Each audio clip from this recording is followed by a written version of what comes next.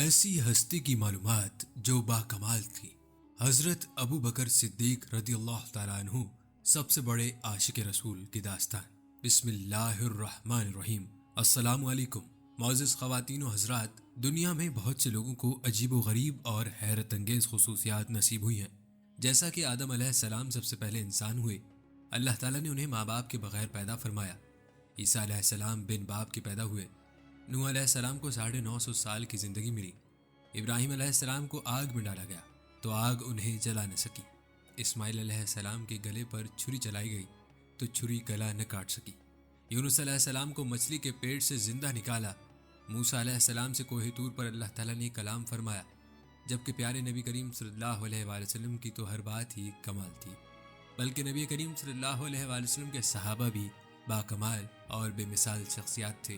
لہٰذا آج کی اس ویڈیو میں ہم رسول اکرم صلی اللہ علیہ وآلہ وسلم کے ایک انتہائی قریبی ساتھی اور صحابی رسول حضرت ابو بکر رضی اللہ تعالیٰ عنہ کی زندگی کے مختلف پہلو اور ان کے حیرت انگیز حالات و واقعات کو تفصیل سے بیان کریں گے۔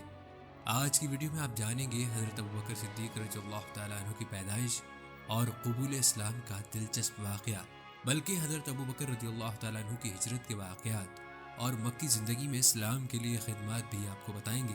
ویڈیو میں آپ کو یہ بھی بتائیں گے کہ حضرت ابو بکر صدیق رضی اللہ تعالیٰ عنہ نے اپنے والد کو تھپڑ کیوں مارا تھا، اور ہاں، ویڈیو کے آخر میں ہم آپ کو سب سے بڑے عاشق رسول حضرت ابو بکر صدیق رضی اللہ تعالیٰ عنہ کے دور خلافت اور اس دور میں رونما ہونے والے اہم واقعات بھی بتائیں گے۔ تو چلیے چلتے ہیں ویڈیو کی طرف۔ محترم خواتین و حضرات، ہمارے پیارے نبی صلی اللہ علیہ وآلہ وسلم کا فرمان ہے کہ اچھی خصلتیں 360 ہیں، اور اللہ جب کسی سے بھلائی کا ارادہ فرماتا ہے تو اس کی ذات میں ایک خصلت پیدا فرما دیتا ہے اور اسی کے سبب اسے جنت میں بھی داخل فرما دیتا ہے۔ یہ سن کر حضرت ابو بکر صدیق رضی اللہ تعالیٰ عنہ نے عرض کیا، یا رسول اللہ صلی اللہ علیہ وآلہ وسلم، کیا میرے اندر بھی ان میں سے کوئی خصلت موجود ہے؟ تو حضور نے ارشاد فرمایا، اے ابو بکر، تمہارے اندر تو یہ ساری خصلتیں موجود ہیں۔ پھر حضور صلی اللہ علیہ وآلہ وسلم نے ایک موقع پر فرمایا کہ کسی کا میرے اوپر کوئی ایسا احسان نہیں جسے میں نے چکا نہ دیا ہو سوائے ابو بکر کے، کیونکہ اس کا میرے اوپر اتنا بڑا احسان ہے کہ جس کا پورا بدلہ قیامت کے دن انہیں اللہ ہی دے گا۔ ناظرین، حضرت ابو بکر صدیق کا اسلامی اسم گرامی عبداللہ، کنیت ابو بکر اور لقب صدیق اور عتیق ہے۔ آپ کے والد کا نام عثمان اور کنیت ابو قحافہ ہے۔ والدہ کا نام سلمہ اور کنیت ام الخیر ہے۔ آپ کا تعلق قبیلہ قریش کی شاخ بنو تمیم سے ہے۔ عہد جاہلیت میں آپ کا نام عبد الکعبہ تھا، جو حضور صلی اللہ علیہ وآلہ وسلم نے بدل کر عبداللہ رکھ دیا تھا۔ حضرت ابو بکر صدیق کی پیدائش عام الفیل سے 2 سال 6 ماہ بعد اور ہجرت نبی سے 50 سال 6 ماہ پہلے بمطابق 573 عیسوی مکہ میں ہوئی۔ حضرت ابو بکر پیغمبر اسلام محمد صلی اللہ علیہ وآلہ وسلم سے 2 سال 6 ماہ چھوٹے تھے۔ حضرت سیدنا ابو بکر صدیق رضی اللہ تعالیٰ عنہ نے مرد حضرات میں سب سے پہلے اسلام قبول فرمایا ہے، جبکہ خواتین میں حضرت خدیجہ الکبریٰ رضی اللہ تعالیٰ عنہا مشرف با اسلام ہوئی۔ حضرت صدیق اکبر رضی اللہ تعالیٰ عنہ نے دین اسلام کی اشاعت میں سب سے پہلے اپنا مال خرچ کرنے کی سعادت حاصل کی۔ اسلام قبول کرنے کے موقع پر آپ کے پاس 40,000 اشرفیاں تھیں۔ آپ نے وہ سب کی سب راہ خدا میں خرچ کر ڈالی۔ ایک مرتبہ جبرائیل امین حضور اکرم صلی اللہ علیہ وسلم کی خدمت میں حاضر تھے کہ حضرت ابو بکر صدیق کا قریب سے گزر ہوا۔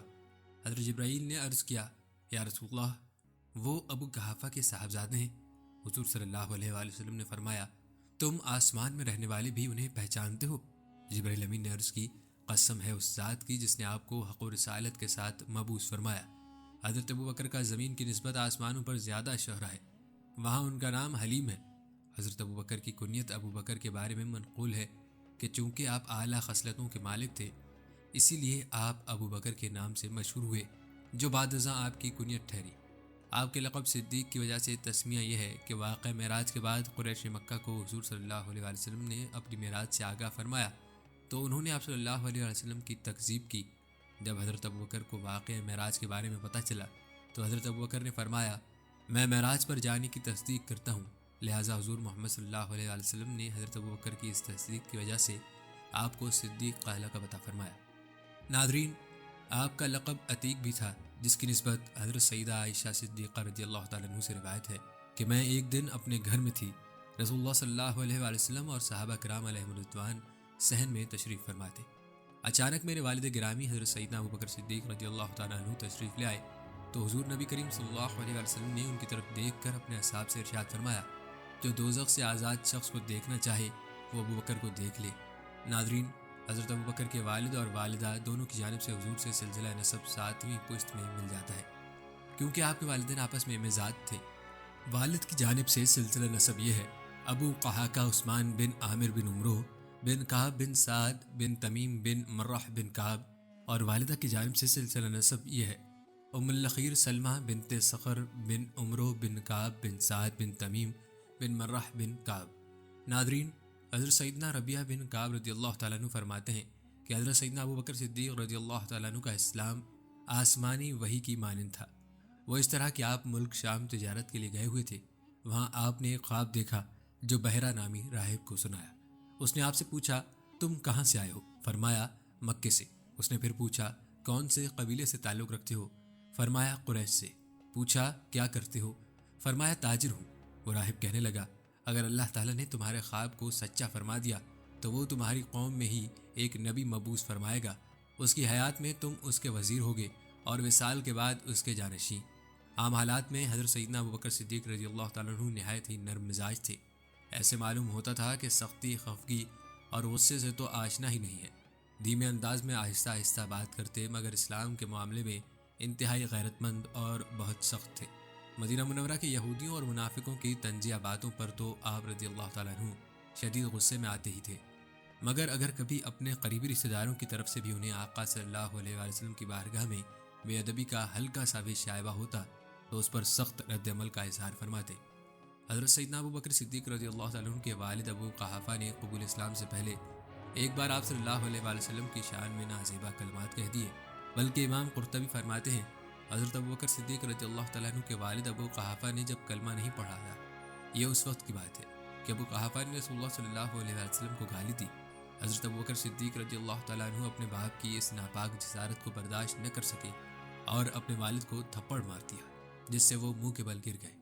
حضرت صدیق اکبر رضی اللہ تعالیٰ عنہ فوراً بارگاہ مصطفیٰ میں حاضر خدمت ہوئے اور عرض کی، یا رسول اللہ، میرے والد نے اس طرح آپ کو گالی دی اور میں نے اسے تھپڑ مار دیا۔ جناب رحمۃ اللہ عالمین نے ارشاد فرمایا، اے صدیق، واقعی تو نے ایسا کیا؟ عرض کی، جی ہاں یا رسول اللہ۔ آپ نے ارشاد فرمایا، اے ابو بکر، آئندہ ایسا نہ کرنا۔ صدیق اکبر رضی اللہ تعالیٰ عنہ نے محبت حبیب کبریا سے سرشار ہو کر جواب دیا، قسم ہے اس ذات کی جس نے آپ کو برحق نبی بنا کر بھیجا، میرے پاس تلوار ہوتی تو آپ کے ناموس پر حملہ کرنے کی وجہ سے اپنے باپ کو قتل کر دیتا۔ حضرات ابو بکر صدیق رضی اللہ تعالیٰ عنہ کے والد ابو قحافہ فتح مکہ تک نہایت استقلال کے ساتھ اپنے آبائی مذہب پر قائم رہے۔ فتح مکہ کے بعد جب رسول اللہ صلی اللہ علیہ وآلہ وسلم مسجد میں تشریف فرما تھے، وہ اپنے فرزند سعید حضرت ابو بکر رضی اللہ تعالیٰ عنہ صدیق کے ساتھ بارگاہ نبوت میں حاضر ہوئے۔ حضور صلی اللہ علیہ وآلہ وسلم نے ان کی ضعف پیری کو دیکھ کر فرمایا کہ انہیں کیوں تکلیف تھی، میں خود ان کے پاس پہنچ جاتا۔ اس کے بعد آپ صلی اللہ علیہ وآلہ وسلم نے نہایت شفقت سے ان کے سینے پر ہاتھ پھیرا اور کلمات طیبات تلقین کر کے مشرف با اسلام فرمایا۔ حضرت ابو بکر کے والد حضرت ابو قحافہ رضی اللہ تعالیٰ عنہ نے بڑی عمر پائی۔ حضور صلی اللہ علیہ وآلہ وسلم کے بعد اپنے فرزند ارجمند حضرت ابو بکر صدیق رضی اللہ تعالیٰ عنہ کے بعد بھی کچھ دنوں تک زندہ رہے۔ آخر عمر میں بہت ضعیف ہو گئے تھے، آنکھوں کی بصارت جاتی رہی تھی۔ 14 ہجری میں 97 برس کی عمر میں وفات پائی۔ آپ کی والدہ بھی مسلمان ہو کر فوت ہوئی، بلکہ حضرت سیدنا ابو بکر صدیق رضی اللہ تعالیٰ عنہ کے گھرانے کو ایک ایسا شرف حاصل ہے جو اس گھرانے کے علاوہ کسی اور مسلمان گھرانے کو حاصل نہیں ہوا۔ حضرت ابو بکر صدیق رضی اللہ تعالیٰ عنہ خود بھی صحابی، ان کے والد حضرت ابو قحافہ رضی اللہ تعالیٰ عنہ بھی صحابی، آپ کے تینوں بیٹے حضرت عبداللہ، حضرت عبد الرحمن اور حضرت محمد بن ابی بکر رضی اللہ تعالیٰ عنہ بھی صحابی، آپ کے پوتے بھی صحابی، آپ کی بیٹیاں حضرت سیدہ عائشہ رضی اللہ تعالیٰ عنہ، حضرت سیدہ اسما رضی اللہ تعالیٰ عنہ اور حضرت سیدہ ام کلثوم بنت ابی بکر رضی اللہ تعالیٰ عنہ بھی صحابیات اور آپ کے نواسے بھی صحابی ہوئے۔ ناظرین، جیسا کہ عرب میں لکھنے پڑھنے کا رواج نہ تھا اور بحیثیت مجموعی عرب ایک ان پڑھ قوم تھے، البتہ خاص لوگ پڑھنا لکھنا جانتے تھے اور سیدنا ابو بکر ان میں سے ایک تھے۔ قیاس یہ ہے کہ حضرت ابو بکر قحافہ نے اپنے فرزند کی تعلیم و تربیت پر خاص توجہ دی۔ اس طرح آپ صرف نہ پڑھنا لکھنا جان گئے بلکہ شرفاء کے دوسرے اچھے مشاغل میں بھی آپ کو دسترس حاصل ہو گئی، مثلا لڑنے کا ڈھنگ، ہتھیاروں کا استعمال، شعرگوئی اور شعر فہمی، تجارت وغیرہ۔ گھر میں دولت کی ریل پیل تھی، لیکن آپ عیش و عشرت اور شراب خوری جیسی بڑی عادات سے ہمیشہ دور رہے۔ ناظرین، قریش کی ساری قوم تجارت کا پیشہ کرتی تھی اور اس کا ہر فرد اس شغل میں مصروف تھا۔ چنانچہ حضرت ابوبکر نے بھی جوان ہو کر کپڑے کی تجارت شروع کر دی، جس میں آپ کو غیر معمولی فروغ حاصل ہوا اور آپ کا شمار بہت جلد مکے کے نہایت کامیاب تاجروں میں ہونے لگا۔ تجارت میں آپ کی کامیابی میں آپ کی جاذب شخصیت اور بے نظیر اخلاق کو خاصا دخل تھا، بلکہ حضرت ابوبکر صدیق رضی اللہ تعالیٰ عنہ نے بہت سے لوگوں کو اللہ پاک کے حکم سے مسلمان کیا، جن میں عشرہ مبشرہ میں سے 5 آدمی عثمان بن عفان، زبیر بن عوام، طلحہ بن عبید اللہ، سعد بن ابی وقاص اور عبد الرحمن بن عوف رضی اللہ تعالیٰ عنہ اجمعین آپ کی رہنمائی اور ترغیب سے دولت اسلام سے سرفراز ہوئے۔ جب صرف ابتدائی 1.5 سال میں 150 لوگ ہی مسلمان تھے تو وہ سب ارقم بن ابی ارقم کے گھر اللہ کی عبادت کرتے تھے۔ ناظرین، حضرت ابوبکر صدیق رضی اللہ تعالیٰ عنہ نے اسلام کی خاطر اپنا مال بھی خرچ کیا۔ جب مکے کے کچھ غلاموں نے اسلام قبول کیا تو ان کے آقاؤں نے ان پر مظالم کی حد کر دی، تو حضرت ابوبکر صدیق رضی اللہ تعالیٰ عنہ نے 35,000 درہم خرچ کر کے ان سب کو آزاد کروایا، جبکہ آپ رضی اللہ تعالیٰ عنہ کے پاس کل رقم صرف 40,000 درہم تھی۔ ابو قحافہ نے اپنے فرزند کو غریب لونڈیوں اور غلاموں کی آزادی پر بے تحاشا دولت خرچ کرتے دیکھا تو انہوں نے اپنے بیٹے ابو بکر کو کہا، بیٹا، ایسے کمزور لوگوں کو آزاد کرانے کا کیا فائدہ؟ اگر تم چست اور تنومند غلاموں کو آزاد کراتے تو وہ تمہارے احسان مند رہتے اور مشکل وقت میں تمہارے کام آتے۔ حضرت ابوبکر صدیق نے جواب دیا، ابا جان، میں کسی دنیاوی فائدے کے لیے ان کو آزاد نہیں کراتا، میں تو اس کا وہ اجر چاہتا ہوں جو اللہ کے پاس ہے۔ ناظرین، حضرت ابوبکر صدیق رضی اللہ تعالیٰ عنہ نبی اکرم صلی اللہ علیہ وآلہ وسلم پر اپنی جان قربان کرتے تھے، اپنی جان سے بھی زیادہ نبی اکرم صلی اللہ علیہ وآلہ وسلم کی پرواہ کرتے تھے۔ ایک دفعہ کفار نے کعبے میں آپ صلی اللہ علیہ وآلہ وسلم کو گھیر لیا تو پتہ چلنے پر حضرت ابوبکر صدیق رضی اللہ تعالیٰ عنہ فوری وہاں پہنچے اور نبی اکرم صلی اللہ علیہ وآلہ وسلم کو بحفاظت وہاں سے روانہ کیا، تو کفار نے اس کی وجہ سے حضرت ابوبکر صدیق رضی اللہ تعالیٰ عنہ کو اتنا مارا کہ آپ رضی اللہ تعالیٰ عنہ کے جسم سے خون بہنا شروع ہو گیا اور حضرت ابوبکر رضی اللہ تعالیٰ عنہ بے ہوش ہو گئے۔ تو ایک کافر آپ رضی اللہ تعالیٰ عنہ کو گھر تک چھوڑ آیا، تو جب دن کے آخری پہر آپ کو کچھ افاقہ ہوا اور زبان کھولی، پہلا جملہ جو آپ کی زبان سے نکلا وہ یہ تھا، رسول اکرم صلی اللہ علیہ وآلہ وسلم کا کیا ہوا، وہ کیسے ہیں؟ والدہ نے جواب دیا کہ مجھے نہیں پتا، کیونکہ آپ کی ماں آپ کے پاس بیٹھی تھی۔ وہ بیٹے سے اصرار کرتی رہی کہ کھانا کھا لو، لیکن آپ اپنی ماں سے صرف یہی پوچھتے رہے، رسول اکرم صلی اللہ علیہ وآلہ وسلم کا کیا ہوا، وہ کیسے ہیں؟ ماں نے جواب دیا، بیٹے، اللہ کی قسم مجھے تیرے ساتھی کے بارے میں کوئی علم نہیں، وہ کس حال میں ہے اور ابھی کہاں ہے؟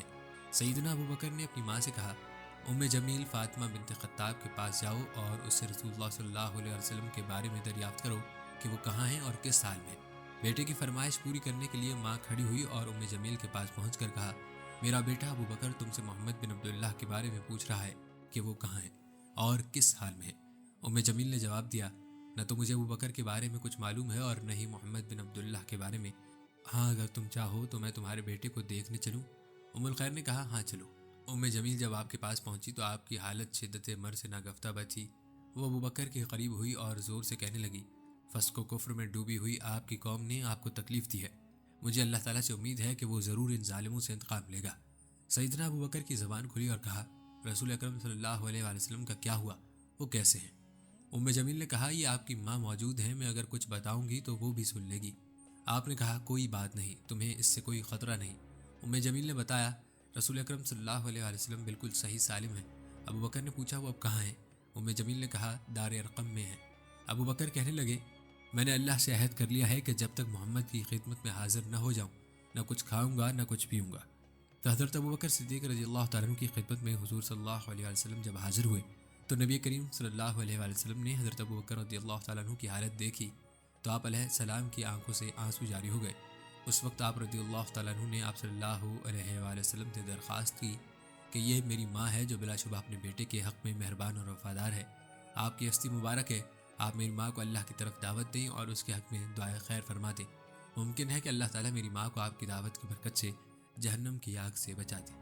چنانچہ سیدنا ابوبکر کی خواہش پر رسول اکرم صلی اللہ علیہ وسلم نے آپ کی ماں کے لیے دعا فرمائی۔ اللہ تعالیٰ نے اپنے نبی کی دعا کو شرف قبولیت بخشا اور سیدنا ابوبکر کی ماں مسلمان ہو گئی۔ ناظرین، اسی طرح جب آپ صلی اللہ علیہ وسلم نے مسلمانوں پر کفار کے مظالم سے تنگ آ کر حبشہ ہجرت کا حکم دیا تو بھی حضرت ابوبکر صدیق رضی اللہ تعالیٰ عنہ نے لبیک کہا۔ تو ناظرین، جب حضرت ابوبکر صدیق رضی اللہ تعالیٰ عنہ ہجرت فرماتے ہوئے مکے سے باہر نکلے، وہاں ایک مشرک قبیلے کا سردار ربیعہ، جو کہ آپ رضی اللہ تعالیٰ عنہ کی بہت تکریم کرتا تھا، وہ آپ رضی اللہ تعالیٰ عنہ کو مکہ واپس لایا اور کفار سے کہا کہ حضرت ابو بکر صدیق رضی اللہ تعالیٰ عنہ کو اپنی پناہ میں لیتا ہوں۔ کفار نے ربیہ کی بات مان لی اور کہا کہ ابو بکر کو اس کی تائید کر دینا کہ اپنے رب کی عبادت اپنے گھر ہی میں کر لیا کریں، وہاں جس طرح چاہے نماز پڑھیں اور قرآن کی تلاوت کریں، لیکن ہمیں ان چیزوں کی وجہ سے کوئی ایذا نہ دے اور نہ اس کا اظہار کریں، کیونکہ ہمیں اس کا ڈر ہے کہ کہیں ہمارے بچے اور ہماری عورتیں فتنے میں نہ پڑ جائیں۔ قبیلے کے سردار ربیہ نے یہ باتیں جب حضرت ابو بکر صدیق رضی اللہ تعالیٰ عنہ کو سنائی تو آپ اپنے رب کی عبادت گھر کے اندر ہی کرنے لگے، نہ نماز میں کسی قسم کا اظہار کرتے اور نہ اپنے گھر کے سوا کسی دوسری جگہ تلاوت کرتے۔ ابو بکر رضی اللہ تعالیٰ عنہ بڑے ہی رونے والے تھے، جب قرآن پڑھنے لگتے تو آنسوں پر قابو نہ رہتا۔ بس پھر کیا تھا کہ مشرکین کے بچوں اور ان کی عورتوں کا مجمع لگنے لگا، سب حیرت اور تعجب کی نگاہوں سے انہیں دیکھتے۔ اس صورتحال سے اکابر مشرکین قریش گھبرائے اور سب نے ربیہ کو بلا بھیجا۔ تب ان سب نے کہا کہ ہم نے تو ابو بکر کو اس لیے امان دی تھی کہ وہ اپنے رب کی عبادت گھر کے اندر ہی کریں گے، لیکن اب ہمیں ڈر اپنی اولاد اور عورتوں کا ہے کہ کہیں وہ فتنے میں نہ پڑ جائیں، اس لیے اب تم ان کے پاس جاؤ، ان سے کہو کہ وہ تمہاری امان تمہیں واپس کر دیں، کیونکہ ہمیں یہ پسند نہیں کہ تمہاری امان کو ہم توڑ دیں۔ تو ربیہ حضرت ابو بکر صدیق رضی اللہ تعالیٰ عنہ کے پاس آیا تو حضرت ابو بکر رضی اللہ تعالیٰ عنہ نے فرمایا کہ میں تمہاری امان تمہیں واپس کرتا ہوں، میں تو بس اپنے اللہ کی امان سے خوش ہوں۔ رسول اکرم صلی اللہ علیہ وآلہ وسلم ان دنوں مکے میں موجود تھے۔ اس کے بعد نبی کریم صلی اللہ علیہ وآلہ وسلم کو مدینہ ہجرت کا حکم ملا، کیونکہ وہاں بہت سے لوگ مسلمان ہو چکے تھے اور وہ آپ صلی اللہ علیہ وآلہ وسلم کی میزبانی کرنا چاہتے تھے۔ لیکن ہجرت سے پہلے ایک عظیم الشان واقعہ معراج النبی صلی اللہ علیہ وآلہ وسلم وقوع پذیر ہوا۔ ناظرین، جب نبی کریم صلی اللہ علیہ وآلہ وسلم رات کو معراج پر گئے اور اگلی صبح مکے کے لوگوں کو معراج کے متعلق بتایا تو انہوں نے نبی اکرم صلی اللہ علیہ وسلم کا مذاق اڑایا اور حضرت ابو بکر صدیق رضی اللہ تعالیٰ عنہ کے پاس گئے اور تصدیق چاہی تو آپ رضی اللہ تعالیٰ عنہ نے کہا، اگر محمد صلی اللہ علیہ وسلم کہہ رہے ہیں تو یہ یقینی طور پر سچ ہے۔ اس گواہی پر آپ رضی اللہ تعالیٰ عنہ کو صدیق کا خطاب ملا۔ ناظرین، اب جب رسول اکرم صلی اللہ علیہ وآلہ وسلم نے ہجرت مدینہ کا اظہار فرما دیا تو جن مسلمانوں نے ہجرت کرنی چاہی وہ پہلے ہی مدینہ ہجرت کر کے چلے گئے، بلکہ بعض وہ صحابہ بھی جو حبشہ ہجرت کر کے چلے گئے تھے وہ بھی مدینہ آ گئے۔ حضرت ابو بکر صدیق رضی اللہ تعالیٰ عنہ بھی ہجرت کی تیاریاں کرنے لگے تو رسول اللہ صلی اللہ علیہ وسلم نے ان سے فرمایا، جلدی نہ کرو، امید ہے کہ مجھے بھی جلد اللہ پاک کی طرف سے اجازت مل جائے گی۔ حضرت ابو بکر رضی اللہ تعالیٰ عنہ نے پوچھا، میرے ماں باپ آپ پر فدا ہوں، کیا آپ کو اس کی امید ہے؟ آپ صلی اللہ علیہ وآلہ وسلم نے فرمایا کہ ہاں ضرور۔ چنانچہ حضرت ابو بکر صدیق رضی اللہ تعالیٰ عنہ رسول اکرم صلی اللہ علیہ وسلم کا انتظار کرنے لگے تاکہ آپ کے ساتھ ہجرت کریں۔ ان کے پاس 2 اونٹ تھے، انہیں 4 مہینے تک وہ ببول کے پتے کھلاتے رہے۔ پھر جب آپ صلی اللہ علیہ وسلم کو ہجرت کا حکم ملا تو رسول کریم صلی اللہ علیہ وسلم کے ساتھ سفر ہجرت پر روانہ ہوئے۔ رخصت سے پہلے انہوں نے اپنے بیٹے کو ہدایت کی کہ دن بھر کی خبر رات کو آ کر سنانا، ہم فلاں جگہ ہوں گے، اور اپنے خادم عامر بن فہیرہ کو ہدایت کی کہ بکریاں چراتے ہوئے ادھر آ کر ہمیں دودھ دے جایا کرنا، آپ کی بیٹی حضرت اسماء آپ کو کھانا پہنچانے آتی۔ ابو بکر اپنے گھر میں موجود تمام نقدی ساتھ لے کر نکل پڑے۔ راستے میں ابو بکر صدیق کبھی آپ صلی اللہ علیہ وآلہ وسلم کے آگے ہو جاتے اور کبھی پیچھے۔ آپ صلی اللہ علیہ وسلم نے وجہ پوچھی تو عرض کیا کہ جب مجھے خطرہ ہوتا ہے کہ آپ کے آگے سے کوئی دشمن نہ آ جائے تو آپ کے آگے چلنے لگتا ہوں، اور جب پیچھے سے کوئی خطرہ محسوس کرتا ہوں تو آپ کے پیچھے ہو جاتا ہوں۔ اس طرح حضور صلی اللہ علیہ وآلہ وسلم اور حضرت ابو بکر صدیق غار ثور پہنچے۔ یہ مکے کے جنوب مشرق میں تقریباً 5 کلومیٹر پر ہے۔ راستے میں زمین پتھریلی ہے کہ پاؤں زخمی ہو گئے ہیں اور غار ثور ان کی پہلی منزل بنا تھا۔ جب حضور صلی اللہ علیہ وآلہ وسلم اور حضرت ابو بکر اس غار پر پہنچے اور حضور نے غار میں داخل ہونا چاہا تو حضرت ابو بکر نے کہا، اللہ کے واسطے آپ صلی اللہ علیہ وآلہ وسلم اس غار میں ابھی داخل نہ ہوں، پہلے میں اندر جاتا ہوں تاکہ اگر اس میں کوئی موذی چیز جیسے سانپ بچھو وغیرہ ہو اور وہ ضرر پہنچائے تو مجھ کو ضرر پہنچائے، نہ کہ آپ صلی اللہ علیہ وسلم کو۔ اور یہ کہہ کر حضرت ابو بکر حضور صلی اللہ علیہ وسلم سے پہلے غار میں داخل ہو گئے اور اس کو جھاڑ جھٹک کر صاف کیا۔ انہوں نے غار کے ایک کونے میں کئی سوراخ بھی دیکھے تھے، ان میں سے بیشتر سوراخوں کو انہوں نے اپنے تہبند سے چھیتڑے پھاڑ کر بند کر دیا، اور جو 2 سوراخ اس وجہ سے باقی رہ گئے تھے ان کو بند کرنے کے لیے تہبند کے چھیتڑوں میں سے کچھ نہیں بچا تھا۔ ان کے منہ میں وہ اپنے دونوں پاؤں کی ایڑیاں اڑا کر بیٹھ گئے تاکہ کسی زہریلے اور موذی جانور کے نکلنے کی کوئی راہ باقی نہ رہے۔ پھر انہوں نے رسول کریم صلی اللہ علیہ وسلم سے عرض کیا کہ اب اندر تشریف لے آئیں۔ چنانچہ رسول کریم صلی اللہ علیہ وسلم غار میں داخل ہوئے اور اپنا سر مبارک حضرت ابو بکر کی گود میں رکھ کر سو گئے۔ اسی دوران ایک سوراخ کے اندر سے سانپ نے حضرت ابو بکر کے پاؤں کو کاٹ لیا، لیکن وہ اسی طرح بیٹھے رہے اور اس ڈر سے اپنی جگہ سے حرکت بھی نہیں کی کہ کہیں رسول کریم صلی اللہ علیہ وآلہ وسلم جاگ نہ جائیں۔ آخر شدت تکلیف سے ان کی آنکھوں سے بے اختیار آنسو نکل گئے اور رسول کریم صلی اللہ علیہ وآلہ وسلم کے چہرے مبارک پر گرے، جس سے آپ صلی اللہ علیہ وآلہ وسلم کی آنکھ کھل گئی۔ آپ صلی اللہ علیہ وآلہ وسلم نے ان کی آنکھوں میں آنسو دیکھے تو پوچھا، ابو بکر یہ تمہیں کیا ہوا؟ انہوں نے عرض کیا، میرے ماں باپ آپ پر قربان، مجھے کسی زہریلے جانور یعنی سانپ نے کاٹ لیا ہے۔ حضور صلی اللہ علیہ وآلہ وسلم نے یہ سن کر اپنا مبارک لعاب دہن ان کے پاؤں میں کاٹی ہوئی جگہ پر ٹپکا دیا اور تکلیف و اذیت کی جو کیفیت ان کو محسوس ہو رہی تھی وہ فوراً جاتی رہی۔ کفار آپ دونوں کی تلاش میں تھے اور ایک دن وہ غار ثور تک پہنچ گئے۔ حضرت ابو بکر کی نظر ان پر پڑی تو گھبرائے اور کہا، اے اللہ کے نبی، اگر ان میں سے کوئی شخص محض اپنی نگاہ نیچی کر دے تو ہمیں دیکھ لے گا۔ نبی کریم صلی اللہ علیہ وآلہ وسلم نے فرمایا، غم نہ کرو، اور اے ابو بکر رضی اللہ تعالیٰ عنہ، ان دو افراد کے متعلق تمہارا کیا گمان ہے جن کے ساتھ تیسرا خود اللہ رب العزت ہو؟ پھر 3 دن اور 3 رات بعد آپ دونوں غار ثور سے روانہ ہوئے۔ ناظرین، جیسا کہ کافر آپ دونوں کی تلاش میں تھے تو نبی کریم صلی اللہ علیہ وآلہ وسلم کے مختصر قافلے کا تعاقب سراقہ بن مالک نے کیا۔ دراصل اس نے 100 اونٹ انعام کی خاطر آپ صلی اللہ علیہ وآلہ وسلم کا پیچھا کیا، لیکن اس کا گھوڑا زمین میں دھس گیا اور اس نے آپ صلی اللہ علیہ وآلہ وسلم سے معافی مانگ لی اور امان نامہ لکھوا لیا۔ ناظرین، پھر آپ دونوں مدینے سے پہلے ایک بستی قبا پہنچے۔ وہاں آپ دونوں کا شاندار استقبال ہوا اور اسلام کی پہلی مسجد بھی آپ دونوں نے قبا میں ہی تعمیر کی۔ اسی طرح آپ دونوں جب مدینہ پہنچے تو آپ دونوں کا وہاں کے لوگوں نے گرم جوشی سے استقبال کیا۔ مسجد نبوی کی ابتدائی زمین حضرت ابو بکر صدیق رضی اللہ تعالیٰ عنہ نے خرید کر اسلام کو وقف کی۔ ناظرین، اب بات کرتے ہیں حضرت ابو بکر صدیق کے جنگی کارناموں کی۔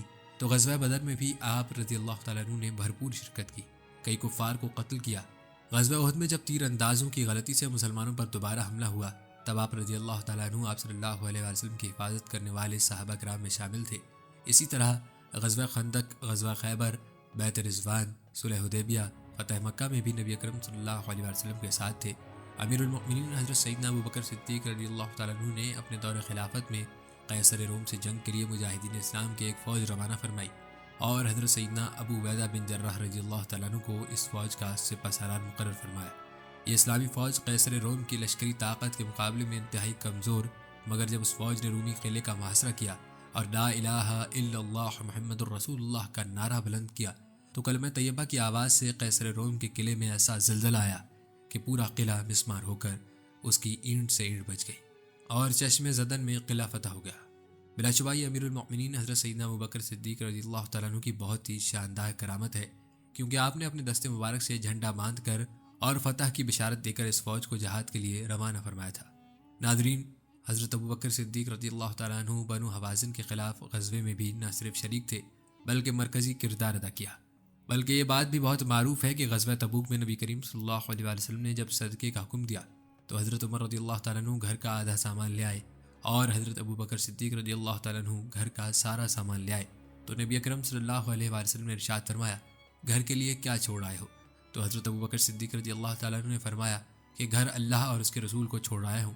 بلکہ حضرت عبداللہ بن عمر رضی اللہ تعالیٰ عنہما سے روایت ہے کہ میں حضور نبی کریم صلی اللہ علیہ وآلہ وسلم کی بارگاہ میں حاضر تھا اور آپ کے پاس ابو بکر صدیق رضی اللہ تعالیٰ عنہ اس حال میں بیٹھے ہوئے تھے کہ آپ نے ابا لباس جو سامنے سے کھلا ہوا اور اس کو کپڑوں کے اوپر پہنا جاتا ہے وہ پہنا ہوا تھا، جس کو اپنے سینے پر خلال لکڑی کا ٹکڑا جس سے سوراخ کیا جاتا ہے اس سے جوڑا ہوا تھا۔ اس وقت حضور صلی اللہ علیہ وآلہ وسلم پر جبرائیل علیہ السلام نازل ہوئے اور کہا، اے محمد صلی اللہ علیہ وآلہ وسلم، میں کیا دیکھ رہا ہوں کہ ابو بکر رضی اللہ تعالیٰ عنہ نے ابا پہن کر اسے اپنے سینے پر ٹانکا ہوا ہے۔ حضور نبی اکرم صلی اللہ علیہ وآلہ وسلم نے فرمایا، اے جبرائیل علیہ السلام، انہوں نے اپنا سارا مال مجھ پر خرچ کر ڈالا ہے۔ جبرائیل علیہ السلام نے کہا، اللہ رب العزت آپ صلی اللہ علیہ وآلہ وسلم کو سلام فرماتے ہیں اور ارشاد فرماتے ہیں کہ ابو بکر رضی اللہ تعالیٰ عنہ سے کہیں، کیا تو اپنے اس فقر میں مجھ سے راضی ہے یا ناراض؟ اس پر حضور نبی اکرم صلی اللہ علیہ وآلہ وسلم نے فرمایا، اے ابو بکر رضی اللہ تعالیٰ عنہ، اللہ رب العزت تم پر سلام فرماتے ہیں اور تمہیں ارشاد فرماتے ہیں، کیا تو اپنے اس فقر میں مجھ سے راضی ہے یا ناراض؟ ابو بکر رضی اللہ تعالیٰ عنہ نے عرض کی، میں اپنے رب کریم پر ناراض ہوں گا؟ میں تو اپنے رب سے ہر حال میں راضی ہوں، میں اپنے رب کریم سے راضی ہوں۔ ناظرین، جب نبی کریم صلی اللہ علیہ وآلہ وسلم کوئی حکم ارشاد فرماتے تو حضرت ابو بکر صدیق رضی اللہ تعالیٰ عنہ دل سے اس کو تسلیم کرتے۔ ناظرین، 9 ہجری کو آپ صلی اللہ علیہ وآلہ وسلم نے حضرت ابو بکر صدیق رضی اللہ تعالیٰ عنہ کو امیر حج مقرر کیا۔ پھر شام کی جنگ کے لیے نبی کریم صلی اللہ علیہ وآلہ وسلم نے حضرت اسامہ بن زید کو سپہ سالار مقرر کیا، جن کی عمر 18 یا 19 سال تھی تو بھی حضرت ابوبکر صدیق رضی اللہ تعالیٰ عنہ نے ان کی سربراہی میں جنگ میں شرکت کا ارادہ کیا، لیکن وہ لشکر ابھی راستے میں ہی تھا کہ آپ صلی اللہ علیہ وآلہ وسلم علیل ہو گئے۔ جب حضرت محمد صلی اللہ علیہ وآلہ وسلم مرض الوفات میں گرفتار ہوئے تو ابوبکر صدیق رضی اللہ تعالیٰ عنہ کو حکم دیا کہ وہ مسجد نبوی میں امامت کریں۔ حضور صلی اللہ علیہ وآلہ وسلم کے وصال کے بعد ناظرین مسلمانوں کو سنبھالنے میں سب سے اہم کردار حضرت ابوبکر صدیق رضی اللہ تعالیٰ عنہ کا ہی تھا۔ جب حضرت عمر نبی کریم صلی اللہ علیہ وآلہ وسلم کے وصال پر جذباتی ہو کر ننگی تلوار لیے نبی اکرم صلی اللہ علیہ وآلہ وسلم کے حجرے کے دروازے پر کھڑے ہو گئے تو انہیں حضرت ابوبکر صدیق نے ہی سمجھا کر حوصلہ دیا۔ عام مسلمانوں سے بھی ایک شاندار خطاب کیا جس سے تمام مسلمانوں نے اللہ کے حکم کو مان کر آپ صلی اللہ علیہ وآلہ وسلم کی رحلت پر یقین کیا، اور اسی دن حضرت ابوبکر صدیق رضی اللہ تعالیٰ عنہ کے ہاتھوں پر مسلمانوں نے بیعت خلافت کی، جس میں حضرت ابوبکر صدیق رضی اللہ تعالیٰ عنہ نے عام اعلان کیا کہ اگر میں اللہ تعالیٰ اور اس کے رسول صلی اللہ علیہ وآلہ وسلم کے احکام کی خلاف ورزی کروں تو تم بے شک میرا حکم نہ ماننا اور ایک نیا حاکم لے آنا۔ ناظرین، اس کے بعد آپ رضی اللہ تعالیٰ عنہ کی خلافت کا سنہری دور شروع ہوا، جس میں سب سے پہلے نبوت کے جھوٹے دعوے داروں کا خاتمہ کیا گیا، اور اس کے بعد بہت سے قابل ذکر کام کیے گئے، جیسا کہ منصب خلافت پر فائز ہونے کے بعد ابوبکر صدیق رضی اللہ تعالیٰ عنہ نے اسلامی صوبوں میں والیوں، عاملوں اور قاضیوں کو مقرر کیا، جا بجا لشکر روانہ کیے، اسلام اور اس کے بعض فرائض سے انکار کرنے والے عرب قبائل سے جنگ کی، یہاں تک کہ تمام جزیرہ عرب اسلامی حکومت کا متی ہو گیا۔ حضرت ابوبکر صدیق رضی اللہ تعالیٰ عنہ کی خلافت کے دور میں سب سے پہلا لشکر شام حضرت اسامہ بن زید رضی اللہ تعالیٰ عنہ کی قیادت میں روانہ ہوا۔ اس پر کافی لوگوں نے آپ رضی اللہ تعالیٰ عنہ کو مشورہ دیا کہ اسامہ نوجوان ہے، کسی دانا بزرگ کو قیادت سونپ دے، جس پر آپ رضی اللہ تعالیٰ عنہ نے کہا اس جنگ میں اسامہ کو سپہ سالار بنانے کا حکم نبی اکرم صلی اللہ علیہ وآلہ وسلم کا ہے اور میں یہ حکم تبدیل نہیں کروں گا۔ اس کے بعد فتنہ ارتداد ختم ہو جانے کے بعد امام ابوبکر صدیق رضی اللہ تعالیٰ عنہ نے عراق اور ایران کو فتح کرنے کے لیے لشکر روانہ کیا۔ ان کے عہد خلافت میں عراق کا بیشتر حصہ اور شام کا بڑا علاقہ فتح ہو چکا تھا۔ قرآن کریم کو جمع کرنے کا کام بھی آپ رضی اللہ تعالیٰ عنہ کے دور میں ہوا۔ ناظرین، حضرت ابوبکر صدیق رضی اللہ تعالیٰ عنہ خلیفہ بننے کے بعد خدمت خلق میں سب سے آگے رہے۔ اس کے چند واقعات آپ کے ساتھ شیئر کرتے ہیں۔ حضرت ابوبکر صدیق رضی اللہ تعالیٰ عنہ اپنے گھر کا کام اپنے ہاتھوں سے کرنے میں کوئی آر محسوس نہیں کرتے تھے۔ اکثر بھیڑ بکریاں خود ہی چلا لیتے تھے۔ محلے میں اگر کسی کا کوئی کام ہوتا تو وہ بھی کر دیا کرتے تھے۔ ناداروں کی مدد کرنے میں آپ رضی اللہ تعالیٰ عنہ قلبی اور روحانی سکون محسوس کیا کرتے تھے۔ کمزوروں کا بوجھ اٹھایا کرتے تھے۔ آپ رضی اللہ تعالیٰ عنہ مصیبت زدہ لوگوں کے کام آیا کرتے تھے، یہاں تک کہ جب آپ خلیفہ بنا دیے گئے تو پھر بھی آپ کے معاملات میں کوئی فرق نہیں آیا۔ جب آپ رضی اللہ تعالیٰ عنہ منصب خلافت پر فائز ہوئے تو محلے میں ایک لڑکی کو یہ فکر ہوئی کہ حضرت ابوبکر صدیق رضی اللہ تعالیٰ عنہ تو اب خلیفہ منتخب ہو گئے ہیں، اب ہماری مدد کون کرے گا، ہمارے کام کون انجام دے گا، ہماری بکریوں کا دودھ کون دوہے گا۔ اس لڑکی نے یہ گمان کیا کہ اپنے کام خود کرنا یا کسی اور کے کام کرنا خلیفہ وقت کے شایان نشان نہیں ہے۔ خلیفہ یا بادشاہ کے سارے کام اس کے نوکر چاکر اور درباری کرتے ہیں، اگرچہ وہ اپنے کام خود کرے یا دوسروں کی بکریوں کا دودھ نکالے، لیکن قربان جائیے خلیفہ اول پر کہ جب آپ رضی اللہ تعالیٰ عنہ نے اس قسم کی بات سنی تو ارشاد فرمایا، اللہ کی قسم میں بکریاں دوہوں گا اور مجھے امید ہے کہ خلافت کا منصب مخلوق کی خدمت کرنے سے باز نہیں رکھے گا، بلکہ حضرت سیدنا عمر فاروق اعظم رضی اللہ تعالیٰ عنہ رات کے وقت مدینہ منورہ کے کسی محلے میں رہنے والی ایک نابینا بوڑھی عورت کے گھریلو کام کاج کر دیا کرتے تھے۔ آپ رضی اللہ تعالیٰ عنہ اس کے لیے پانی بھر لاتے اور اس کے تمام کام سر انجام دیتے۔ حسب معمول ایک مرتبہ بڑھیا کے گھر آئے تو یہ دیکھ کر حیران رہ گئے کہ سارے کام ان سے پہلے ہی کوئی کر گیا تھا۔ بہرحال دوسرے دن تھوڑا جلدی آئے تو بھی وہی صورتحال تھی کہ سب کام پہلے ہی ہو چکے تھے۔ جب 3 دن ایسا ہوا تو آپ کو بہت تشویش ہوئی کہ ایسا کون ہے جو مجھ سے نیکیوں میں سبقت لے جاتا ہے۔ ایک روز آپ دن میں ہی آ کر کہیں چھپ گئے۔ جب رات ہوئی تو دیکھا کہ خلیفہ وقت امیر المؤمنین حضرت سیدنا ابوبکر صدیق رضی اللہ تعالیٰ عنہ تشریف لائے اور اس نابینا بڑھیا کے سارے کام کر دیے۔ آپ رضی اللہ تعالیٰ عنہ بڑے حیران ہوئے کہ خلیفہ وقت ہونے کے باوجود آپ اس بوڑھی خاتون کے تمام امور خوش دلی سے انجام دے رہے ہیں۔ ارشاد فرمایا، حضرت سیدنا ابوبکر صدیق رضی اللہ تعالیٰ عنہ مجھ سے نیکیوں میں سبقت لے جاتے ہیں۔ ناظرین، حضرت ابوبکر صدیق رضی اللہ تعالیٰ عنہ انتہائی نیک انسان تھے، سرکاری مال کا ایک پیسہ خود پر خرچ نہ کرتے تھے۔ ناظرین، جب آپ رضی اللہ تعالیٰ عنہ نے حضرت عمر کو اپنا جانشین منتخب کیا تو لوگوں نے کہا کہ عمر بہت سخت مزاج ہیں، تو آپ نے جواب دیا کہ ان پر جب بار بار خفت پڑے گا تو خود بخود نرم طبیعت ہو جائیں گے۔ ناظرین، مختلف روایات سے معلوم ہوتا ہے کہ حضرت ابوبکر صدیق رضی اللہ تعالیٰ عنہ نے 5 شادیاں کی تھیں۔ حضرت ابوبکر صدیق رضی اللہ تعالیٰ عنہ کی ایک بیوی بکر تھی۔ بکر کا تعلق قبیلہ بنو کلب سے تھا۔ انہوں نے اسلام کو قبول کرنے سے انکار کیا، جس کی وجہ سے آپ رضی اللہ تعالیٰ عنہ نے ام بکر کو طلاق دے دی۔ قتیلہ بنی عبدالعزیز جو حضرت عبداللہ رضی اللہ تعالیٰ عنہ بن ابو بکر رضی اللہ تعالیٰ عنہ اور حضرت اسماء رضی اللہ تعالیٰ عنہ بنت ابو بکر رضی اللہ تعالیٰ عنہ کی والدہ تھیں، انہوں نے بھی اسلام قبول کرنے سے انکار کر دیا تھا، جس کی وجہ سے حضرت ابو بکر صدیق رضی اللہ تعالیٰ عنہ نے انہیں طلاق دے دی تھی۔ آپ کی بیوی ام رومان رضی اللہ تعالیٰ عنہ جلیل القدر صحابیات میں سے ہیں۔ حضرت عائشہ رضی اللہ تعالیٰ عنہ اور حضرت عبد الرحمن رضی اللہ تعالیٰ عنہ آپ کے بطن سے پیدا ہوئے۔ جب حضرت ابو بکر صدیق رضی اللہ تعالیٰ عنہ نے اسلام قبول کیا تو حضرت ام رومان رضی اللہ تعالیٰ عنہ بھی اسلام لے آئی۔ حضرت عائشہ صدیقہ رضی اللہ تعالیٰ عنہ کی شادی نبی کریم صلی اللہ علیہ وآلہ وسلم سے ہوئی۔ حضرت اسماء بنت امیس رضی اللہ تعالیٰ عنہ کا پہلا نکاح حضرت جعفر طیار علی رضی اللہ تعالیٰ عنہ سے ہوا۔ ان کی شہادت کے بعد حضرت اسماء رضی اللہ تعالیٰ عنہ نے حضرت ابو بکر صدیق رضی اللہ تعالیٰ عنہ سے نکاح کر لیا۔ اسماء بنت امیس رضی اللہ تعالیٰ عنہ سے محمد بن ابو بکر پیدا ہوئے۔ حضرت ابو بکر رضی اللہ تعالیٰ عنہ کے وصال کے بعد حضرت اسماء بنت امیس رضی اللہ تعالیٰ عنہ نے حضرت علی رضی اللہ تعالیٰ عنہ سے نکاح کیا۔ حبیبہ بنت خارجہ ایک انصاری کی بیٹی تھی۔ ان کے بطن سے حضرت ابو بکر صدیق رضی اللہ تعالیٰ عنہ کی سب سے چھوٹی بیٹی ام کلثوم پیدا ہوئی۔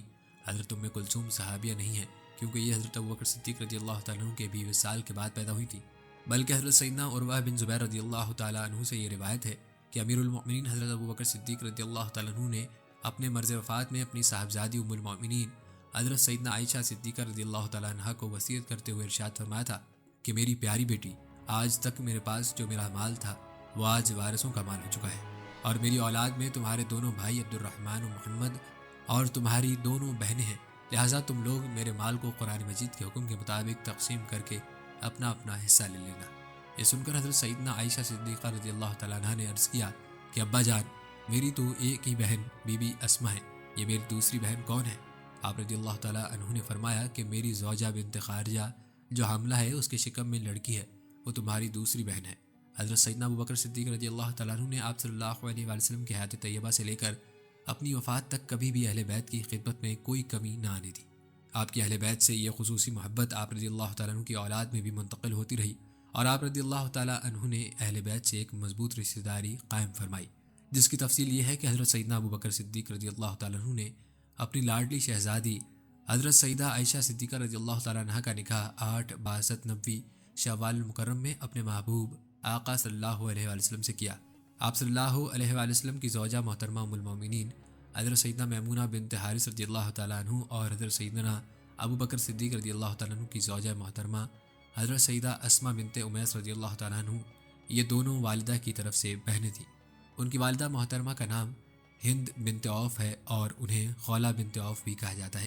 یوں اس مبارک رشتے سے آپ صلی اللہ علیہ وآلہ وسلم اور حضرت سیدنا ابو بکر صدیق رضی اللہ تعالیٰ عنہ ہم زلف ہوئے۔ حضرت سیدنا ابو بکر صدیق رضی اللہ تعالیٰ عنہ کے نواسے یعنی حضرت اسماء بنت ابی بکر کے بیٹے حضرت سیدنا عبداللہ بن زبیر رضی اللہ تعالیٰ عنہ رسول اللہ صلی اللہ علیہ وآلہ وسلم کے بھتیجے بھی ہیں، کیونکہ آپ صلی اللہ علیہ وآلہ وسلم کی پھوپھی اور حضرت سیدنا عبداللہ بن زبیر رضی اللہ تعالیٰ عنہ کی دادی یعنی حضرت سیدنا زبیر بن عوام کی والدہ حضرت سیدنا صفیہ رضی اللہ تعالیٰ عنہ ہیں۔ ناظرین، اہل بیت پر حضرت ابو بکر بہت شفقت فرماتے تھے، بلکہ ایک بار حضرت ابو بکر صدیق رضی اللہ تعالیٰ عنہ نماز عصر پڑھ کر باہر نکلے اور حضرت سیدنا علی المرتضیٰ رضی اللہ تعالیٰ عنہ بھی آپ کے ساتھ تھے۔ آپ رضی اللہ تعالیٰ عنہ حضرت سیدنا حسن رضی اللہ تعالیٰ عنہ کے پاس سے گزرے جو اس وقت بچوں کے ساتھ کھیل رہے تھے۔ آپ رضی اللہ تعالیٰ عنہ نے نہایت ہی شفقت سے انہیں اٹھا کر اپنی گردن پر بٹھا لیا اور فرمایا، مجھے میرے والد کی قسم، تو میرے محبوب صلی اللہ علیہ وآلہ وسلم سے مشابہ ہے، اپنے والد حضرت علی المرتضیٰ رضی اللہ تعالیٰ عنہ سے مشابہ نہیں۔ یہ سن کر حضرت سیدنا علی المرتضیٰ رضی اللہ تعالیٰ عنہ مسکرانے لگے۔ ناظرین، حضرت ابو بکر صدیق رضی اللہ تعالیٰ عنہ نبی اکرم صلی اللہ علیہ وآلہ وسلم سے بہت محبت کرتے تھے، اور نبی کریم صلی اللہ علیہ وآلہ وسلم بھی آپ رضی اللہ تعالیٰ عنہ سے بہت محبت کرتے تھے۔ آپ صلی اللہ علیہ وآلہ وسلم نے ایک دفعہ تمام صحابہ کرام کی موجودگی میں فرمایا کہ مجھے مردوں میں ابو بکر سے سب سے زیادہ محبت ہے۔ اسی طرح تمام اصحاب بھی حضرت ابو بکر صدیق رضی اللہ تعالیٰ عنہ سے بہت محبت کرتے تھے۔ نبی کریم صلی اللہ علیہ وآلہ وسلم جب اصحاب کے ساتھ بیٹھے ہوتے تو اصحاب حضرت ابو بکر صدیق رضی اللہ تعالیٰ عنہ کے آنے پر ان کے لیے جگہ چھوڑ دیتے، اور پھر جس طرف آپ رضی اللہ تعالیٰ عنہ بیٹھے ہوتے اسی طرف نبی کریم صلی اللہ علیہ وآلہ وسلم بھی اپنا چہرہ مبارک پھیر لیتے۔ ناظرین، اب آپ کو حضرت ابو بکر صدیق رضی اللہ تعالیٰ عنہ کے چند اقوال سناتے ہیں، جس پر نصیحت اثر نہ کرے سمجھ لو اس کا دل ایمان سے خالی ہے۔ جو اللہ کے کاموں میں لگ جاتا ہے اللہ اس کے کاموں میں لگ جاتا ہے۔ آنکھ دل کا دروازہ ہے، اس کی حفاظت کرو کہ تمام آفات اسی راستے سے داخل ہوتی ہیں۔ گناہ سے توبہ کرنا واجب ہے، مگر گناہ سے بچنا واجب تر ہے۔ علم پیغمبروں کی میراث ہے اور فرعون و قارون کی میراث مال ہے۔ بدبخت ہے وہ شخص جو خود تو مر جائے لیکن اس کا گناہ نہ مرے۔ سائل کا حق ہے کہ اس کا جواب دیا جائے، اور اچھا جواب دینا اچھے اخلاق کا تقاضا کرتا ہے۔ حضرت ابوبکر صدیق رضی اللہ تعالیٰ عنہ نے فرمایا، اندھیرے 5 قسم کے ہیں اور ان کے چراغ بھی 5 قسم کے ہیں۔ ایک قبر اندھیرا ہے، اس کا چراغ لا الہ الا اللہ محمد رسول اللہ ہے۔ دوسرا دنیا کی محبت اندھیرا ہے، اس کا چراغ تقویٰ ہے۔ تیسرا پل صراط اندھیرا ہے، اس کا چراغ یقین ہے۔ چوتھا گناہ اندھیرا ہے، اس کا چراغ توبہ ہے۔ پانچواں آخرت اندھیرا ہے، اس کا چراغ نیک عمل ہے۔ اس دن پر رو جو تیری عمر کا گزر گیا اور اس میں نیکی نہیں کی، زبان کو شکوے سے روک، خوشی کی زندگی عطا ہوگی۔ پاک ہے وہ ذات جس نے اپنے بندوں کے لیے اپنی معرفت کی طرف سوائے اعتراف و عجز کے اور کوئی راستہ نہیں رکھا۔ شریف آدمی علم کی دولت حاصل کر کے متواضع ہو جاتا ہے اور شریر متکبر۔ اخلاص یہ ہے کہ اعمال کے عوض نہ چاہا جائے۔ طالب دین عمل سے زیادتی کرتا ہے اور طالب دنیا علم میں۔ صدقہ فقیر کے سامنے عاجزی سے عبادت پیش کر، کیونکہ خوش دلی سے صدقہ دینا قبولیت کا نشان ہے۔ عبادت ایک پیشہ ہے، دکان اس کی خلوت ہے۔ راس المال اس کا تقویٰ ہے اور نفع اس کا جنت ہے۔ جسے رونے کی طاقت نہ ہو وہ رونے والوں پر رحم ہی کیا کرے۔ لوگوں کے اندر کی باتوں کو ہرگز نہ کھولنا، بلکہ ان کے ظاہری اعمال پر اکتفا کر لینا اور اپنے کام میں پوری محنت کرنا۔ جب کچھ لوگ ایسے لوگوں کے سامنے گناہ کریں جو ان سے زیادہ طاقت اور بااثر ہوں اور وہ انہیں ان برے کاموں سے نہ روکیں، تو ان سب پر اللہ تعالیٰ ایسا عذاب نازل فرمائیں گے جسے ان سے نہیں ہٹائیں گے۔ سب سے بڑی عقل مندی تقویٰ ہے اور سب سے بڑی حماقت فسق و فجور ہے۔ اس ذات کی قسم جس کے قبضے میں میری جان ہے، اگر تم تقویٰ اور پاک دامنی اختیار کرو تو تھوڑا عرصہ ہی گزرے گا کہ تمہیں پیٹ بھر کر روٹی اور گھی ملنے لگے گا۔ جس کا سرمایہ دنیا ہے، اس کے دین کا نقصان زبانیں بیان کرنے سے عاجز ہیں۔ تو دنیا میں رہنے کے سامانوں میں لگا ہے اور دنیا تجھے اپنے سے نکالنے میں سرگرم ہے۔ خلقت سے تکلیف دور کر کے خود اٹھا لینا حقیقی سخاوت ہے۔ انسان ضعیف ہے، تعجب ہے کہ وہ کیوں کر خدائے قوی کی نافرمانی کرتا ہے۔ اشخاص کو حق سے پہچانو، حق کو اشخاص سے نہیں۔ عقل مند کی پہچان کم گوئی ہے، پاک دامنی فقیری کی زینت ہے، شکر نعمت کی زینت ہے، خشوع و خضوع نماز کی زینت ہے، صبر بلا کی زینت ہے، عاجزی طالب علم کی زینت ہے، کثرت گریہ صف خوف کی زینت ہے، اور احسان نہ جتانا احسان کی زینت ہے۔ جسے یہ پسند ہو کہ اسے اللہ تعالیٰ قیامت میں نار جہنم سے محفوظ رکھے، اسے مسلمان پر رحم کرنا ضروری ہے۔ ہم نے بزرگی کو تقوی میں، مالداری کو یقین میں اور عزت کو تواضع میں پایا۔ صبر میں کوئی مصیبت نہیں اور رونے دھونے میں سوائے نقصان کے کچھ فائدہ نہیں۔ یہاں ناظرین حضرت ابوبکر صدیق کی غیبی سفارش کی انوکھی داستان بھی آپ کے ساتھ شیئر کرتے ہیں۔ حضرت ابوبکر صدیق رضی اللہ تعالیٰ عنہ کے دور میں ایک شخص ملک شام سے سفر کرتا ہوا آیا اور آپ کی خدمت میں حاضر ہوا اور عرض کرنے لگا کہ آپ امیر بھی ہیں، یعنی مالدار بھی ہیں، اور امیر بھی یعنی مسلمانوں کے سربراہ بھی ہیں۔ عرض کرنے لگا، حضور میرے اوپر قرضہ چڑھ گیا ہے، میری مدد کریں، تو آپ اس کو اپنے گھر لے گئے۔ شخص کہتا ہے کہ باہر سے دروازہ بہت خوبصورت تھا، لیکن گھر پر ایک چارپائی بھی نہ تھی۔ کھجور کی چھال کی چٹائیاں بچھی ہوئی تھیں اور وہ بھی پھٹی ہوئی۔ فرماتے ہیں سیدنا صدیق اکبر رضی اللہ تعالیٰ عنہ نے مجھے چٹائی پر بٹھا لیا اور مجھے کہنے لگے، یار ایک عجیب بات نہ بتاؤں؟ میں نے کہا بتائیں تو۔ عرض کرنے لگے، 3 دن سے میں نے ایک اناج کا دانہ بھی نہیں کھایا، کھجور پر گزارا کر لیتا ہوں، آج کل میرے حالات کچھ ٹھیک نہیں ہیں۔ تو شخص کہنے لگا، حضور میں اب پھر کیا کروں؟ میں تو بہت دور سے امید لگا کر آیا تھا۔ تو فرمانے لگے، تو عثمان غنی کے پاس جا۔ شخص کہنے لگا، مجھے تو بہت سارے پیسے چاہیے ہیں۔ تو آپ نے فرمایا، تیری سوچ ختم ہوتی ہے، وہاں سے عثمان کی سخاوت شروع ہوتی ہے، تو جا ان کے پاس۔ شخص کہنے لگا، آپ کا نام لوں کہ مجھے امیر المؤمنین نے بھیجا ہے؟ تو فرمانے لگے، اس کی ضرورت ہی نہیں پڑے گی، صرف اتنا بتانا کہ میں مقروض ہوں اور رسول اللہ صلی اللہ علیہ وآلہ وسلم کا نوکر ہوں۔ وہ شخص کہنے لگا کہ وہ دلیل حوالہ مانگیں گے؟ فرمایا، عثمان سخاوت کرتے وقت دلیل یا حوالے نہیں مانگتے۔ عثمان اللہ کی راہ میں دیتے ہوئے تفتیش نہیں کرتا، اور سخاوت کرتے وقت ٹٹولنا عثمان کی عادت نہیں۔ وہ شخص کہتا ہے کہ میں چلا گیا، پوچھتے پوچھتے دروازے پر دستک دی۔ حضرت عثمان غنی کے اندر سے بولنے کی آواز آ رہی تھی۔ اپنے بچوں کو ڈانٹ رہے تھے کہ یار تم لوگ دودھ کے اندر شہد ملا کر پیتے ہو، خرچہ تھوڑا کم کرو، اتنا خرچہ بڑھا دیا ہے، دودھ میٹھا ہے، شہد بھی میٹھا، ایک چیز استعمال کر لو، تم کوئی بیمار تھوڑی ہو۔ شخص کہتا ہے، میں نے کہا ابوبکر تو بڑی باتیں بتا رہے تھے، یہاں تو دودھ اور شہد پر لڑائی ہو رہی ہے، اور مجھے تو کئی ہزار دینار چاہیے، کیا یہ دے دے گا؟ شخص کہتا ہے کہ میں ابھی یہ سوچ ہی رہا تھا کہ اندر سے دروازہ کھلنے کی آواز آئی، وہ باہر آئے اور میں نے کہا السلام علیکم۔ انہوں نے سلام کا جواب دیا اور وہ سمجھ گئے کہ میں مسلمان ہوں، اور مخاطب ہو کر کہنے لگے، معاف کرنا، بچوں کو ذرا ایک بات سمجھانی تھی، آنے میں ذرا دیر ہو گئی۔ ان کا پہلا جملہ ان کے بڑے پن کا مظاہر کر رہا تھا۔ پھر دروازہ کھولا اور مجھے انہوں نے گھر بٹھایا، اور میرے لیے جو پہلی چیز پیش کی گئی وہ دودھ میں شہد ڈال کر دیا گیا، اور پھر کھجور کا حلوہ پیش کیا۔ شخص کہتا ہے کہ میرے دل میں خیال آیا، عجیب شخص ہے، گھر والوں کے ساتھ جھگڑا کر رہے تھے؟ ایک چیز استعمال کیا کرو، میرے لیے 3 چیزیں آ گئی ہیں، لیکن ابھی میرا تصور جمع نہیں تھا۔ میں نے دل میں خیال کیا اتنا تگڑا نہیں جتنا ابو بکر صدیق رضی اللہ تعالیٰ عنہ نے بتایا ہے۔ وہ شخص کہتا ہے کہ کھلانے پلانے کے بعد پوچھنے لگے کیسے آئے ہو؟ میں نے کہا کہ میں مسلمان ہوں اور ملک شام کے گاؤں کا رہنے والا ہوں، اور کچھ کاروباری مشکلات آئی تو مقروض ہو گیا ہوں، اور میرے اوپر قرضہ ہے اور مجھے کچھ پیسوں کی حاجت ہے۔ کہنے لگا تو میں نے کچھ پیسے کہا تو انہوں نے ایک آواز دی تو ایک غلام اونٹ پر سامان لدا ہوا لے کر حاضر ہوا۔ شخص کہتا ہے کہ مجھے 3000 اشرفیاں چاہیے تھیں۔ ابھی میں نے بتایا نہیں تھا کہ حضرت عثمان غنی رضی اللہ تعالیٰ عنہ کہنے لگے کہ اس اونٹ پر تیرے لیے، تیرے گھر والوں کے لیے میں نے کپڑے اور کھانے پینے کا سامان اور 6000 اشرفیاں رکھوا دی ہیں، اور تو پیدل آیا تھا، اب اونٹ لے کر جانا۔ شخص کہنے لگا میں نے فوراً سے کہا حضور یہ اونٹ انہیں واپس کرنے کون آئے گا؟ حضرت عثمان فرمانے لگے واپس کرنے کے لیے دیا ہی نہیں ہے، یہ تحفہ ہے، تو لے جا۔ شخص کہتا ہے کہ میں کہاں سے چلا تھا ڈھونڈتا ہوا اور پھر مدینے میں آیا، اور جب مدینے میں آیا تو اللہ نے مجھے جھولی بھر کے عطا فرمایا۔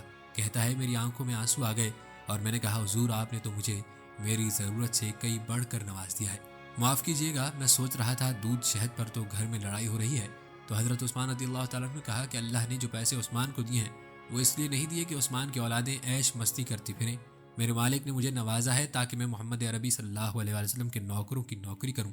شخص کہتا ہے میں دروازے تک گیا تو میں نے کہا شکریہ۔ کہتا ہے ابھی میں نے بتایا نہیں تھا کہ مجھے ابو بکر صدیق رضی اللہ تعالیٰ عنہ نے بھیجا ہے، کہ آپ فرمانے لگے کہ شکریہ ابو بکر صدیق رضی اللہ تعالیٰ عنہ کا ادا کرنا جس نے تجھے یہ راستہ دکھایا ہے۔ شخص کہتا ہے کہ میں نے کہا حضور آپ کو تو میں نے بتایا ہی نہیں کہ مجھے تو فوراً آپ رضی اللہ تعالیٰ عنہ مسکرا کر فرمانے لگے چھوڑوں آپ کا کام ہو گیا، اس تفصیلات میں نہ پڑھوں۔ سبحان اللہ، یہ شان ہے خدمت گاروں کی، سرکار کا عالم کیا ہوگا۔ یقین کیجئے امت مسلمہ اس بات پر متفق ہے کہ انبیاء و مرسلین علیہ السلام کے بعد تمام انسانیت میں سب سے افضل و اشرف ذات خلیفہ اول سیدنا ابو بکر صدیق رضی اللہ تعالیٰ عنہ کی ہے۔ آپ کے فضائل و مناقب کے بیان کے لیے سمندر جیسا علم اور پہاڑوں جیسا فضل درکار ہے، مگر یہ بات آپ کے شرف کے لیے کافی ہے کہ رسول اللہ صلی اللہ علیہ وسلم کی حیات طیبہ میں جو شخصیت اسلام کی خدمت میں سب سے زیادہ پیش رہی، جس کی جان مال اور خاندان نے سب سے زیادہ نبی رحمت صلی اللہ علیہ وسلم کو نفع پہنچایا، وہ آپ ہی کی ذات گرامی ہے۔ آپ کی ذاتی شرافت و نجابت اور اسلام میں آپ کے مرتبہ و کمال سے ہر معمولی علم رکھنے والا مسلمان بھی بخوبی واقف ہے۔ اسلام سے پہلے بھی بت پرستی اور شراب نوشی سے اجتناب سب سے پہلے قبول اسلام کا شرف، واقع ہجرت میں آپ صلی اللہ علیہ وسلم کی ہمراہی، ہر رائے میں حضور صلی اللہ علیہ وسلم کے ساتھ فطری اتفاق و اتحاد، مصلی رسول پر آپ صلی اللہ علیہ وسلم کی حیات طیبہ میں 17 نمازوں کی امامت، خلافت بلا فصل کا مرتبہ، مرتدین و منکرین زکوٰۃ کے ساتھ قتال اور جمع قرآن ایسے اعزازات ہیں جن کو مسلمانوں کا بچہ بچہ جانتا اور مانتا ہے۔ حضرت انس بن مالک رضی اللہ تعالیٰ عنہ سے روایت ہے کہ حضور نبی اکرم صلی اللہ علیہ وسلم مہاجرین و انصار صحابہ کرام رضی اللہ تعالیٰ عنہ کی مجلس میں تشریف لایا کرتے، صحابہ کرام رضی اللہ تعالیٰ عنہ بیٹھے ہوتے اور ان میں حضرت ابو بکر صدیق رضی اللہ تعالیٰ عنہ اور حضرت عمر رضی اللہ تعالیٰ عنہ بھی موجود ہوتے۔ ان صحابہ کرام رضی اللہ تعالیٰ عنہ میں سے کوئی بھی آپ کی طرف نظریں اٹھا کر نہیں دیکھا کرتا سوائے حضرت ابو بکر رضی اللہ تعالیٰ عنہ اور حضرت عمر رضی اللہ تعالیٰ عنہ کے، بس یہ دونوں حضور صلی اللہ علیہ وسلم کی طرف دیکھا کرتے تھے اور حضور نبی اکرم صلی اللہ علیہ وسلم ان دونوں کی طرف دیکھا کرتے، وہ دونوں آپ کی طرف دیکھ کر مسکراتے تھے اور آپ ان دونوں کی طرف دیکھ کر مسکراتے تھے۔ ناظرین، اب آپ کو آخر میں نبی کریم صلی اللہ علیہ وسلم کی حضرت ابو بکر صدیق کے متعلق بشارت بھی بتاتے ہیں۔ نبی کریم صلی اللہ علیہ وسلم نے عشرہ مبشرہ میں حضرت ابو بکر صدیق رضی اللہ تعالیٰ عنہ کو سب سے پہلے نمبر پر شامل کیا تھا۔ عبد الرحمن بن عوف رضی اللہ تعالیٰ عنہ بیان کرتے ہیں کہ نبی پاک صلی اللہ علیہ وسلم نے فرمایا ابو بکر رضی اللہ تعالیٰ عنہ جنتی ہیں، عمر رضی اللہ تعالیٰ عنہ جنتی ہیں، عثمان رضی اللہ تعالیٰ عنہ جنتی ہیں، علی رضی اللہ تعالیٰ عنہ جنتی ہیں، طلحہ رضی اللہ تعالیٰ عنہ جنتی ہیں، زبیر رضی اللہ تعالیٰ عنہ جنتی ہیں، عبد الرحمن رضی اللہ تعالیٰ عنہ جنتی ہیں، سعد رضی اللہ تعالیٰ عنہ جنتی ہیں، سعید رضی اللہ تعالیٰ عنہ جنتی ہیں، ابو عبیدہ رضی اللہ تعالیٰ عنہ جنتی ہیں۔ ناظرین، حضرت ابو بکر صدیق رضی اللہ تعالیٰ عنہ خلیفہ مقرر ہونے کے بعد بھی انتہائی سادہ زندگی گزارتے تھے، قیمتی لباس کے بجائے موٹے سادہ اور صاف کپڑے پہنتے تھے جو اکثر پیوند لگے ہوتے تھے۔ گھر میں رہن سہن بھی سادہ اور تکلفات سے بھی نیاز تھا، ہمیشہ سادہ غذا کھاتے تھے۔ حضرت ابو بکر صدیق کی پوری زندگی اسوہ رسول صلی اللہ علیہ وسلم سے عبارت تھی۔ آپ رضی اللہ تعالیٰ عنہ اطاعت رسول کا جیتا جاگتا نمونہ تھے۔ آپ نے سنت رسول سے بال برابر ہٹنا گوارا نہیں کیا۔ آپ کی زندگی میں ان سے بڑھ کر مزاج شناس رسول کوئی نہ تھا۔ جب حضرت صلی اللہ علیہ وسلم نے یہ خطبہ دیا کہ ایک بندے کے سامنے دنیا و مافیہ کو پیش کیا گیا ہے مگر اس نے آخرت ہی کو اختیار کیا ہے، اس بات کو صرف ابو بکر صدیق رضی اللہ تعالیٰ عنہ ہی سمجھے اور رو پڑے کہا کہ ہمارے ماں باپ، ہماری جانیں اور ہمارے زر و مال آپ پر نثار ہوں۔ حضرت عمر کا مشہور قول ہے کہ اگر میری ساری زندگی کی نیکیاں ابو بکر کو مل جائیں اور اس کے بدلے میں مجھے صرف ابو بکر کی ایک ہجرت والی رات کی نیکیاں دے دی جائیں تو یہ سودا میرے لیے نفع مند ہوگا۔ حضرت علی رضی اللہ تعالیٰ عنہ کا ارشاد ہے، اے ابو بکر، اللہ تم پر رحم کرے، تم پہلے آدمی تھے جس نے رسول اللہ صلی اللہ علیہ وسلم کی آواز پر لبیک کہا۔ ایمان اور اطاعت میں آپ کا کوئی ہم پلہ نہ تھا اور اخلاص و محبت میں تمہارا کوئی ثانی نہ تھا۔ مشہور مورخ نے حضرت ابو بکر صدیق رضی اللہ تعالیٰ عنہ کی شجاعت و بہادری کی طرف اشارہ کرتے ہوئے بیان کیا ہے کہ ہم بلا خوف و تردید کہتے ہیں کہ حضرت ابو بکر صدیق کا وجود نہ ہوتا تو تاریخ اسلام کا دھارا کوئی اور ہی رخ اختیار کرتا۔ جب آپ نے زمام خلافت سنبھالی تو تمام مسلمانوں کے دلوں پر خوف و مایوسی طاری تھی، لیکن حضرت ابو بکر صدیق رضی اللہ تعالیٰ عنہ نے حیرت انگیز شجاعت اور عزیمت سے تمام فتنوں اور شورشوں کا قلعہ کما کر ڈالا، جس سے اسلام کا قافلہ دوبارہ شان و شوکت سے اپنے راستے پر گامزن ہو گیا۔ 13 جمادی الثانی کو حضرت ابو بکر صدیق رضی اللہ تعالیٰ عنہ مرض الموت میں مبتلا ہوئے۔ شدت بیماری کی وجہ سے جب نماز نہ پڑھا سکے تو حضرت عمر رضی اللہ تعالیٰ عنہ لوگوں کو نماز پڑھاتے رہے۔ جب زندگی سے مایوسی ہوئی تو صحابہ کرام سے مشورے کے ساتھ حضرت عمر کو اپنا جانشین منتخب کرنے کے بعد لوگوں کو فرمایا، میں نے اپنے کسی رشتہ دار کو خلیفہ مقرر نہیں کیا بلکہ اس کو منتخب کیا ہے جو تم لوگوں میں سب سے بہتر ہے۔ عہد خلافت میں جو مال آپ نے اپنی ضرورت کے لیے خرچ کیا تھا اس کے متعلق فرمایا کہ اس کا حساب کراؤں اور میری فلاں زمین اس کے بدلے بیت المال میں جمع کر دو۔ بیت المال سے استعمال ہونے والی اونٹنی، ایک غلام اور ایک کمبل بھی واپس خلیفہ ثانی کی طرف لوٹا دیا۔ تجہیز و تکفین کی متعلق کپڑے کے بہت بڑے تاجر نے وصیت کرتے ہوئے فرمایا، جو کپڑا میرے بدن پر ہے اسے دھو کر اور اس کے ساتھ 2 کپڑے اور ملا کر مجھے کفن دے دینا۔ حضرت عائشہ نے کہا کہ یہ تو پرانا ہے، کفن نیا ہونا چاہیے۔ جواب دیا، زندہ مردوں کی نسبت نئے کپڑوں کے زیادہ حقدار ہیں۔ آپ رضی اللہ تعالیٰ عنہ کا وصال 22 جمادی الثانی 13 ہجری کو 63 برس کی عمر میں ہوا۔ آپ کی تدفین روضہ رسول میں آپ صلی اللہ علیہ وسلم کے پہلو مبارک میں ہوئی۔ قیامت کے روز بھی اسی حالت میں اٹھائے جائیں گے۔ بلکہ حضرت سیدنا عائشہ صدیقہ رضی اللہ تعالیٰ عنہ فرماتی ہیں کہ امیر المؤمنین حضرت سیدنا ابو بکر صدیق رضی اللہ تعالیٰ عنہ کے وصال کے بعد صحابہ کرام علیہم رضوان میں اختلاف پیدا ہو گیا کہ آپ کو کہاں دفن کیا جائے۔ بعض لوگوں نے کہا کہ ان کو شہدائے کرام کے قبرستان میں دفن کرنا چاہیے، اور بعض حضرات چاہتے تھے کہ آپ کی قبر شریف جنت البقی میں بنائی جائے، لیکن میری دلی خواہش یہی تھی کہ آپ میرے اسی حجرے مبارک میں سپرد خاک کیے جائیں جس میں حضور اکرم صلی اللہ علیہ وسلم کی قبر منور ہے۔ یہ گفتگو ہو رہی تھی کہ اچانک مجھ پر نیند کا غلبہ ہو گیا اور خواب میں یہ آواز میں نے سنی کہ کوئی کہنے والا یہ کہہ رہا ہے کہ حبیب کو حبیب سے ملا دو۔ خواب سے بیدار ہو کر میں نے لوگوں سے اس آواز کا ذکر کیا تو بہت سے لوگوں نے کہا کہ یہ آواز ہم لوگوں نے بھی سنی ہے، اور مسجد نبی صلی اللہ علیہ وسلم کے اندر بہت سے لوگوں کے کانوں میں یہ آواز آئی ہے۔ اس کے بعد تمام صحابہ کرام رضوان اللہ اجمعین کا اس بات پر اتفاق ہو گیا کہ آپ کی قبر اطہر روضہ منورہ کے اندر بنائی جائے۔ اس طرح آپ حضور صلی اللہ علیہ وسلم کے پہلو اقدس میں مدفون ہو کر اپنے حبیب کے قرب خاص سے سرفراز ہو گئے۔ آپ کی مدت خلافت 2 سال 3 ماہ اور 10 دن تھی۔ یہ تھی حضرت ابو بکر صدیق رضی اللہ تعالیٰ عنہ کی داستان جو ہم نے آج آپ تک پہنچائی۔ اللہ رب العزت سے دعا ہے کہ اللہ پاک ہمیں حضرت ابو بکر صدیق رضی اللہ تعالیٰ عنہ جیسا ایمان عطا کر دے۔ جیسی محبت حضرت ابو بکر صدیق رضی اللہ تعالیٰ عنہ کو اللہ کے رسول صلی اللہ علیہ وسلم سے تھی، ایسی محبت ہمیں بھی اللہ کے رسول صلی اللہ علیہ وسلم سے عطا ہو جائے، اور اللہ تعالیٰ ہمیں دین کا بڑا عالم بنا دے، اور اللہ تعالیٰ ہم سب سے دین کی دعوت کا کام لے لے۔ آمین ثم آمین یا رب العالمین۔ میرے پیارے بھائیوں اور بہنوں، تو میں امید کرتا ہوں کہ آپ کو ہماری آج کی ویڈیو اچھی لگی ہوگی۔ اگر ویڈیو اچھی لگی ہے تو لائک کریں، شیئر کریں اور ہمارے چینل کو سبسکرائب ضرور کر دیں۔